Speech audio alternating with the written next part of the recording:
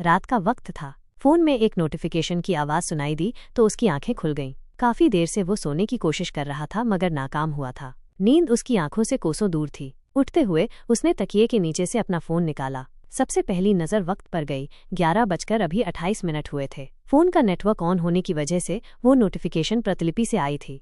Mahnoor Naufal published a new composition. Single quotes. उसने bed से take लगाकर बैठते हुए उस नोटिफिकेशन पर क्लिक किया तो फोन पर प्रतिलिपि का एक पेज उसके सामने खुला। एक नज़र उसकी तरफ देखकर उसे बैक कर दिया। वो एक गज़ल थी जो फिलहाल ही लिखी गई थी। उसने कुछ सोचते हुए उसने अपने तकिए को देखा। वो उसका तकिया नहीं था जो कल परसों था। उसकी बेडशीट ग्रीन और वाइट कलर की थी और उसका ये तकिया उस दूसरे तकिए से बिल्कुल मुख्तलिफ रंग का था जो दूसरी साइड रखा हुआ था। 3-4 दिनों से अब उसने अपने तकिए पर गौर की थी और शायद उसे नींद न आने की वजह भी यही थी। उसका तकिया चेंज था। फोन बंद करके बेड पर रखा और पैरों पर से ब्लैंकेट को हटा लिया। वो चाहता तो उस दूसरे तकिए को जो बेडशीट से मिलते कलर ग्रीन और वाइट कलर का था उठाकर सिर के नीचे लगा सकता था, मगर उसे अब अपना वो दूसरा तकिया ही चाहिए था जो इस वक्त गायब था। स्लीपर पहनते हुए वो अपने कमरे से बाहर निकल गया। वो बखूबी जानता था उसका दूसरा तकिया कहाँ है। वो उसके कमरे की तरफ बढ़ा। कमरे का दरवाज़ा खुला था और वो घुटनों पर ब्लैंकेट लिए फ़ोन देखने में मशगूल थी। उसकी गोद में एक ग्रीन और वाइट कलर का तकिया रखा हुआ था जो कि उसकी बेडशीट से तो बिल्कुल ही अलग था। शाहमीर का खासा मूड बना हुआ था उसको तंग करने के लिए। कमरे के अंदर दाखिल होने के बाद उसने दरवाजे को ज़रा बंद किया तो महनूर उसकी तरफ मुतवज्जा हो गई। ये क्या हरकत है? डोर क्यों बंद कर रहे हो? और बगैर मेरी परमिशन के अंदर कैसे आ गए इतनी रात में? वो नाराज़गी जाहिर करते हुए बोली। 11:30 ही हुए हैं, खौफज़दा होने की ज़रूरत नहीं है, बात करने आया हूँ, उसने महनूर की जानिब बढ़ते हुए कहा। मुझे तुमसे कोई बात नहीं करनी। महनूर ने उससे बेतवज्जोही की और अपने फ़ोन में नज़रें गड़ा लीं। मगर मुझे करनी है, वो ढीठपने में उसके बेड पर बैठा। मैं मसरूफ़ हूँ, उसने फ़ोन में नज़रें गड़ाए हुए ही कहा। मुझसे ज़्यादा ज़रूरी है? उसने भौहें उचकाते हुए पूछा तो महनूर ने सिर उठाकर उसकी तरफ देख लिया। एक पल सोचने के बाद उसने फ़ोन बंद करके रख दिया और वैसे ही बैठी रही जैसे पहले बैठी थी। 2 मिनट है तुम्हारे पास, बोलो। वो मैं सोने की कोशिश कर रहा था तो तुम्हारी प्रतिलिपि की नोटिफिकेशन ने मुझे जगा दिया। तुमने शायद पंजाबी में एक गज़ल लिखी है, मैं उसे तुम्हारे मुंह से सुनना चाहूँगा, उसने फरमाइश की। क्यों? उसने कंधे उचका दिए। जानना चाहता हूँ कि वाकई पंजाबी को नापसंद करने वाली लड़की जिसे पंजाबी का पे भी नहीं मालूम पंजाबी में गज़ल लिख सकती है, उसने महनूर की तरफ देखते हुए कहा। वो हैरान था कि उसे पंजाबी कब से आने लग गई। तो तुम्हें क्या लगता है मैंने कहीं से चुराई है? महनूर ने तीखी नज़रों के साथ उसे घूरा। हाँ, वो बेझिझक बोला। यहाँ से कब जाओगे? मुझे सोना है, जब गज़ल सुना दोगी तब चला जाऊँगा, उसने हल्की सी मुस्कुराहट बिखेरते हुए कहा। सच में चले जाओगे? उसने अपनी स्लीपर निकालकर पाँव बेड पर रख लिए। वो अब उसकी गज़ल सुनने के लिए तैयार था। महनूर भी अच्छे से जान गई थी कि अब ये लड़का गज़ल सुने बगैर नहीं जाने वाला। बगैर कोई झगड़ा किए उसने पहले ही हार मान लेने में भलाई समझी और वो गज़ल सुनानी शुरू की जो अभी कुछ देर पहले उसने प्रतिलिपि पर लिखी थी। मैं चुपचाप इश्क विच कैद रही, न कोई गिला कित्ती न कोई शिकवा कित्ती, जो भी ए दर्द सारा मैं आपे ही सह लित्ती। तां भी तेनू परेशानी है जी, मैं मेरे इश्क नाल कुछ भी करा, हसां या रोवां, जियां या फिर मरां, ए तो साडी दिक्कत है जी। ए इश्क अखियां मिला के लुट लेंदा, मैं लुट गई हाँ ए इश्क विच जी, मैं कैदियां आपे ही एक तरफा इश्क विच कैद रेवांगा, मैं मर जांगा खुदा दी कसम, फिर भी तेनू चाहती रेवांगा। उसने शाहमीर की तरफ देखते ही देखते अपनी गज़ल कब मुकम्मल कर दी मालूम ही नहीं हुआ। वाह, अमेजिंग, पंजाबी में पहली गज़ल, वो भी कमाल की। उसकी तारीफ करते हुए अब ये भी बता दो कि किसके लिए लिखी गई है?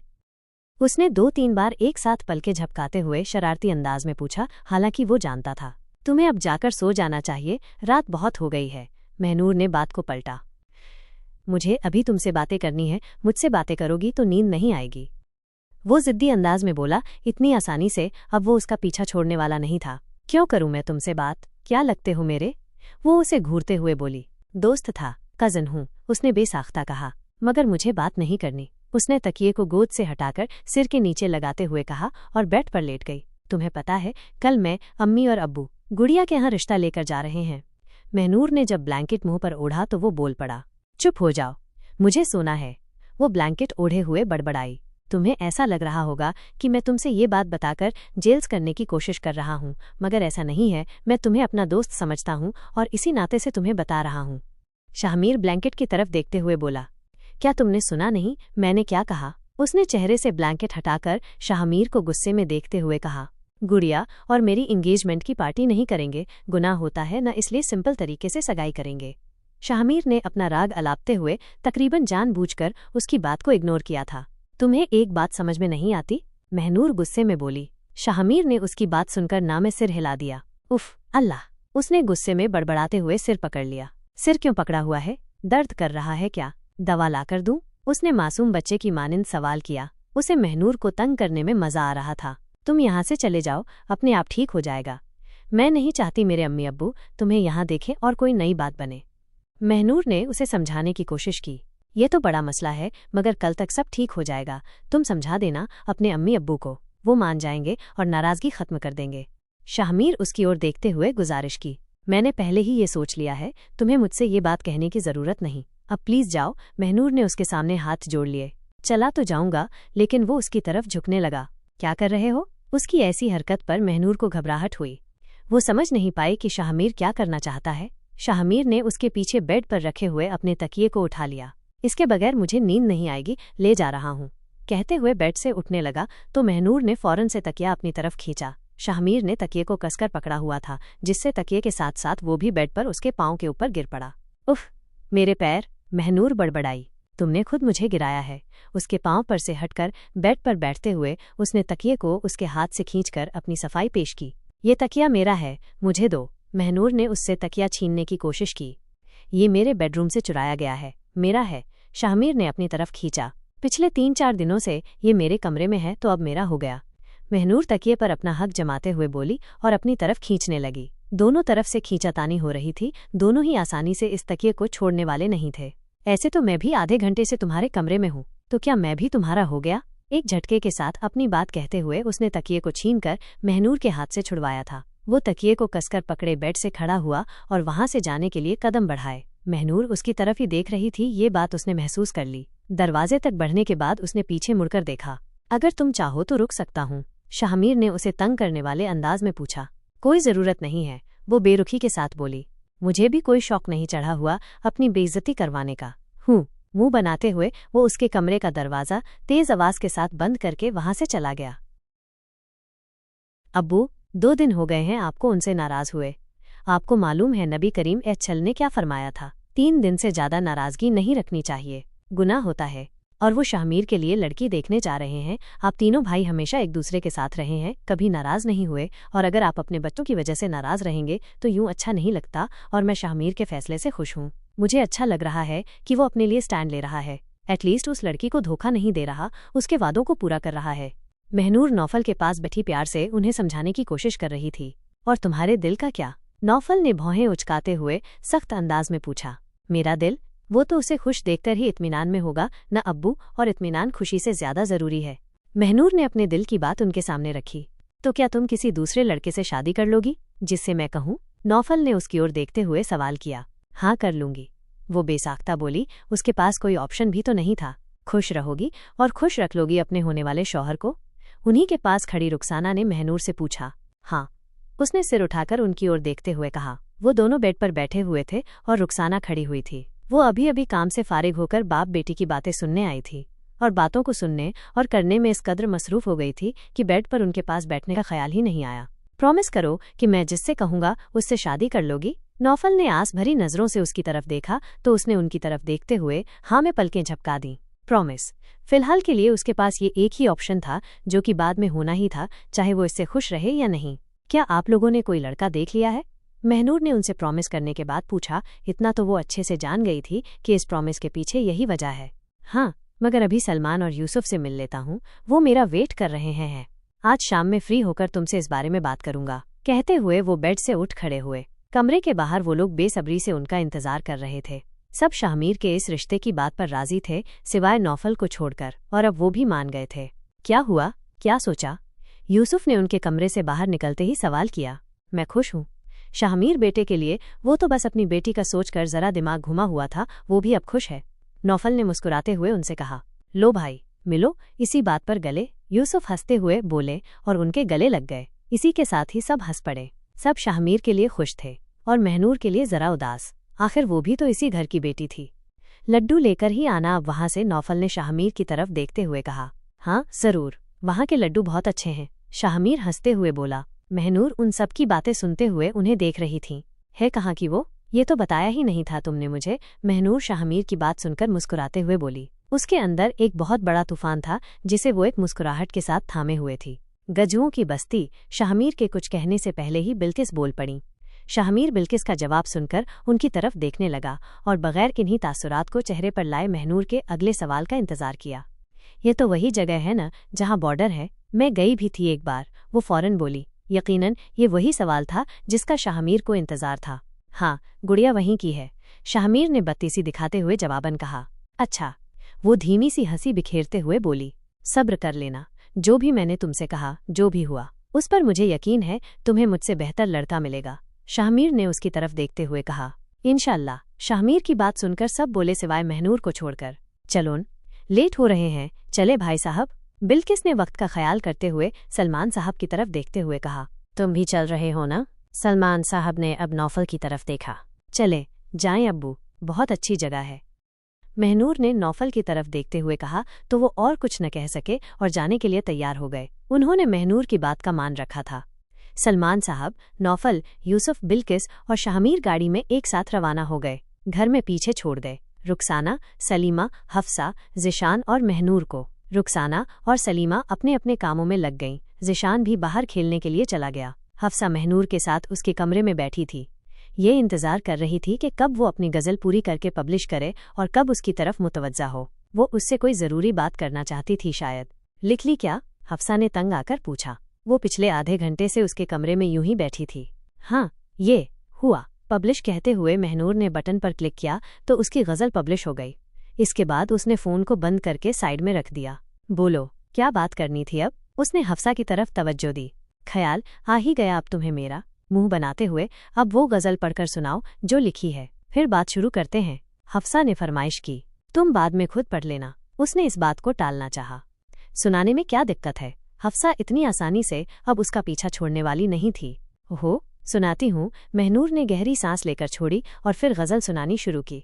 किसी ने हक मारा तो सब्र, हालात बिगड़े तो सब्र, कोई बिछड़ा तो सब्र, कुछ बातें सुनकर, कुछ लहजे रवैये देखकर। सब्र करना एक अजाब लगता है, जाना हर बात पर सब्र नहीं होता। आंसू रोको, दर्द को छुपाओ, कोई बात दिल पर लगी है तो उसे भुलाओ। सुनो जाना, हर बात पर सब्र नहीं होता, हर हालात में सब्र नहीं होता। ज़रूरतें रहती हैं, जाना हर बात पर सब्र नहीं होता। और ये लाइनें तुमने शाहमीर के लिए लिखी हैं ना? हफ्सा उसकी गज़ल सुनने के बाद फौरन समझी थी। उसकी बात पर महनूर धीमे से हंस पड़ी। तुम्हें मूव ऑन कर लेना चाहिए अब, उसे कोई और पसंद है, उसकी किस्मत में कोई और है तो तुम्हारी किस्मत में कोई और होगा, हफ्सा ने उसे समझाया। हालांकि इसकी ज़रूरत नहीं थी। किस्मत मारे तो निशान दिमाग पर नहीं दिल पर पड़ता है। मैंने आज ही ये लाइन कहीं सुनी थी और अब तुम किस्मत की बात कर रही हो, महनूर ने मुस्कुराते हुए उसे बताया। अच्छा, वैसे तुम्हें मालूम है मैं इस वीकेंड जाने वाली हूँ, हफ्सा ने यकदम से कहा। इतनी जल्दी? महनूर उसकी बात पर चौंकी। एक हफ्ता तो हो गया है ज़रबाब, हफ्सा का हस्बैंड ने जिद कर रखी है कि इस वीकेंड ही इंडिया से वापस जाना है। अब तुम ही बताओ, मैं क्या ही कर सकती हूँ? शौहर के आगे भी भला किसी की चलती है, वो उसे अफसोस के साथ उसे बताते हुए बोली। वो मजबूर थी अपने शौहर के हाथों। और फिर वापस कब आओगी? महनूर ने पूछा। 8-9 महीने बाद, उसने बेसाख्ता कहा। तुम्हारे शौहर पर गुस्सा आता है मुझे, अपनी शक्ल भी बहुत कम दिखाता है और ऊपर से तुम्हें भी ज्यादा दिन यहाँ रहने नहीं देता। महनूर अपने अंदर के जज्बात बाहर जाहिर करते हुए बोली। बिजनेस करता है यार, बिजी आदमी है, हफ्सा उसकी बात सुनकर बोली। भाड़ में जाए ऐसा बिजनेस, वो मुंह बनाते हुए बोली। अच्छा भाई, इतना भी बुरा नहीं है मेरा शौहर, हफ्सा अपने शौहर की साइड लेते हुए बोली। तुम तो फिर उसकी ही साइड लोगी अब, वो बड़बड़ाई। तुम्हारी शादी हो जाएगी ना, तब तुम भी अपने शौहर की ऐसे ही साइड लोगी देखना, हफ्सा हंसते हुए बोली। उसकी बात पर महनूर खामोश हो गई। ओहो, अब इस बारे में सोचना भी शुरू कर दिया क्या? हफ्सा ने उसे छेड़ते हुए उसके कंधे को अपने कंधे से टकरवा दिया। नहीं, वो उसकी बात सुनकर हंसते हुए बोली। वो सब लोग लौट चुके थे, शाहमीर की बात पक्की हो चुकी थी। बिल्किस ने लड़की को शाहमीर के नाम की रिंग भी दे दी थी। उनके यहाँ इस तरह से ही बात पक्की होती थी और ये सगाई होने के बराबर था। लड़की लड़का को साथ बैठाकर पार्टी के साथ एंगेजमेंट सेरेमनी का कोई खास रिवाज नहीं और नहीं ये ज़रूरी समझा जाता था। सब खुश थे और महनूर भी इत्मीनान में थी। रात का वक्त था जब वो एक उर्दू की किताब हाथ में लिए छत पर बैठी पढ़ रही थी। छत के बीचों बीच पलंग रखा हुआ था, जिसके नीचे उसकी चप्पल मौजूद थी, और वो पांव फैलाकर बैठी गोद में उर्दू गज़लों की किताब के पन्ने पलट पलट कर पढ़ रही थी। ये किताब उसे पिछले साल शाहमीर ने तोहफे में दी थी। इसमें जॉन एलिया के अशार और गज़लें थीं, और शाहमीर ये बात अच्छे से जानता था कि जॉन एलिया महनूर का कितना फेवरेट शायर है। इस किताब के साथ साथ उसने महनूर को नज़मों की भी एक किताब दी थी, वो भी जॉन एलिया की ही थी। महनूर के पास ये दोनों किताबें सही सलामत अब भी रखी हुई थीं। दोनों किताबों में से किसी एक का भी पन्ना जरा सा भी नहीं मुड़ा था और न फटा था। बहुत संभाल कर रखी गई थीं ये किताबें। ऊहन, किसी के गला साफ करने की आवाज़ सुनकर उसने सिर उठाया। उसके सामने लंबी सी मुस्कुराहट, शरारती आंखें लिए शाहमीर खड़ा हुआ था। उसके अंदाज से लग रहा था कि वो यकीनन उसे तंग करने आया है। गला खराब है तो दवा ले लो। उसे इग्नोर करके उसने नज़रें फिर से किताब में गाड़ लीं। गला खराब नहीं है, तुम्हें अपनी तरफ मुतवज्जा करने के लिए कर रहा था, और तुम हो कि इग्नोर कर रही हो मुझे। मेरी बात पक्की हो गई है, न कोई कॉन्ग्रेचुलेशंस न खुशी जाहिर की। शाहमीर ने उसके पास पलंग पर बैठते हुए किताब उसके हाथ से लेकर बंद करके अपनी गोद में रख ली। कॉन्ग्रेचुलेशंस, जाओ अब मिठाई बांटो। उसने शाहमीर की गोद से अपनी किताब उठाते हुए कहा। मुझे भगाना चाह रही हो? तुमने तो अभी तक मेरी शुरू से लेकर लास्ट तक लव स्टोरी भी नहीं सुनी। उसने कहा ही था कि उसका फ़ोन बज उठा। उसने अपनी पॉकेट से फ़ोन निकाला और फ्लैश होते हुए नाम को देखा, फिर महनूर की तरफ देखकर बत्तीसी दिखा दी। बेगम की कॉल है, उसने खीखी करते हुए कहा। जाओ तो बात करो। महनूर ने फिर से अपनी किताब खोल ली। वो जानबूझकर उससे पीछा छुड़वाने के लिए उसे इग्नोर कर रही थी। ठीक है, मैं बात करके आता हूँ। शाहमीर कॉल पिक करते हुए उठा और सीढ़ियों की तरफ बढ़ा। नीचे आओ, बात करनी है। कॉल पर से यूसुफ की आवाज़ सुनाई दी। इसी वक्त तंग करना था मुझे, पता चल गया था क्या छत पर हूँ। बड़बड़ाते हुए उसने कॉल कट कर दी और आखिरी सीढ़ियों से नीचे उतर आया। उसका नीचे उतरना हुआ था कि नौफल उसके सामने आ गए। मिलना जुलना कम कर दो अब उससे, उन्होंने उससे कहा। उनके बात कहने के ढंग में सख्ती बिल्कुल भी नहीं थी। मैं तो मिलूंगा। उनकी बात सुनकर शाहमीर ने कंधे उचका दिए और बेशर्मी के साथ हंसते हुए वहां से चला गया। नौफल उसकी बात को इग्नोर करके सीढ़ियों से ऊपर चढ़ने लगे। उनके कदमों की आहट सुनकर उसने उनकी तरफ देखा और खुद से ही किताब को बंद करके पलंग पर रख दिया।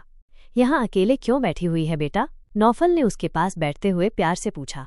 नीचे सब लोग हल्ला गुल्ला कर रहे थे तो किताब पढ़ने के लिए ऊपर आ गई। उसने बगैर चेहरे पर कोई तासुर लाए कहा।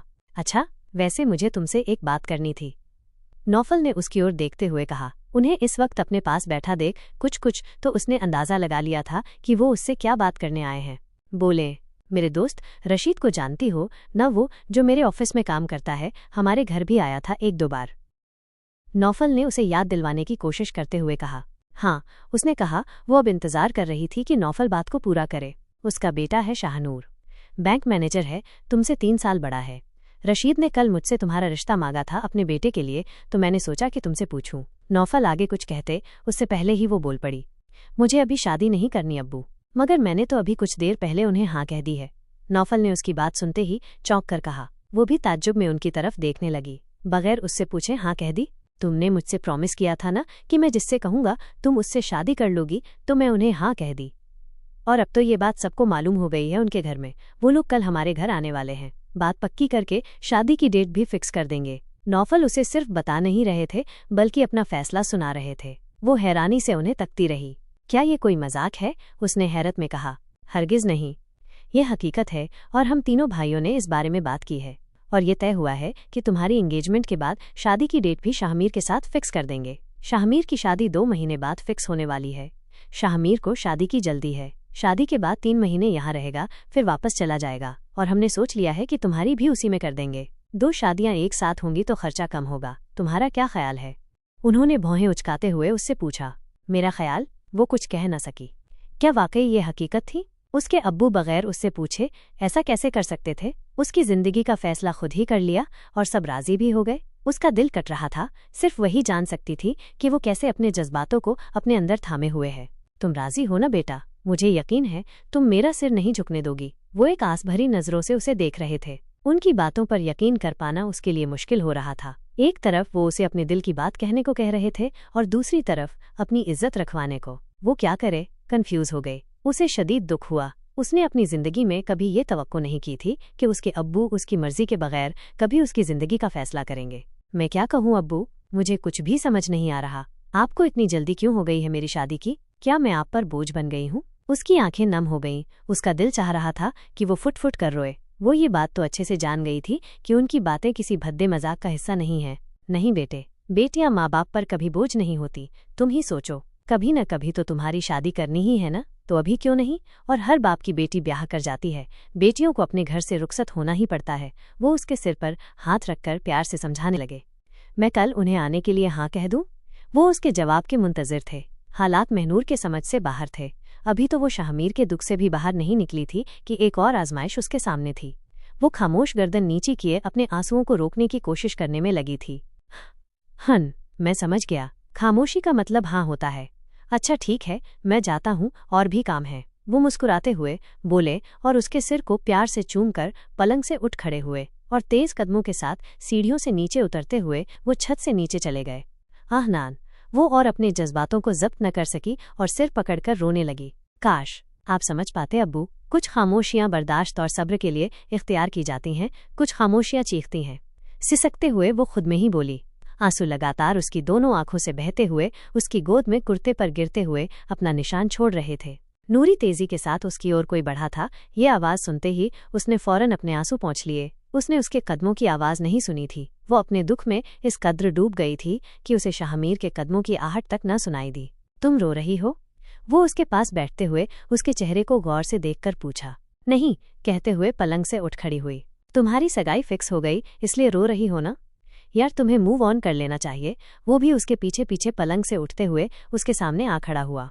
Move on? उसने अपनी भीगी पलकों से उसकी तरफ देखा। उसका गला रुधा हुआ था। हाँ, इससे तुम भी खुश रहोगी और तुम्हारा शाहनूर भी, शाहमीर ने उसे समझाया। वो बिल्कुल भी संजीदा नहीं था। किसी गैर महरम को मेरा मत कहो। महनूर ने नजरें नीची कर लीं।